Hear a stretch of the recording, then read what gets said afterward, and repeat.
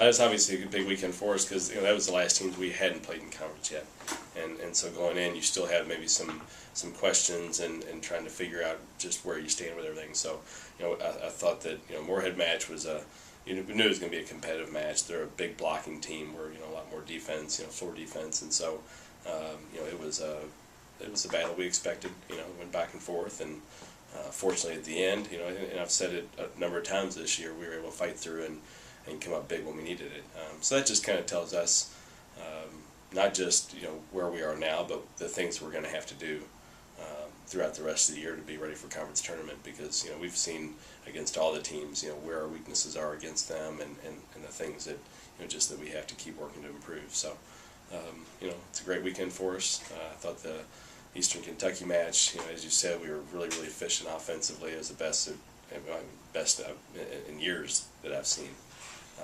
We didn't make many errors at all, but we did that while being very aggressive, and that's a good sign.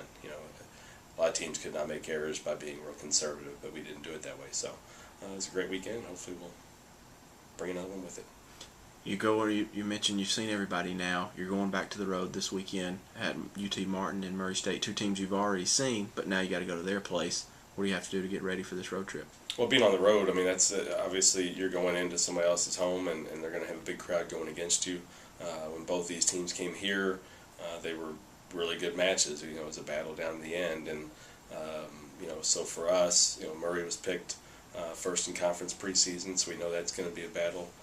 And I really thought UT Martin, although their record isn't that great right now, they showed some really big early wins, and I know that they can play at a high level. So it's just a matter of us going in and trying to keep improving, and so that as again each week we're trying to improve and be ready for conference. And then you had one honor this week, Brooke Schumacher, the setter of the week in the league. She had a great weekend last week, 19 assists in one game. Talk about her progression through the season and what she's going to mean to your team down the stretch also. She's very valuable to our team, and both our setters are that way.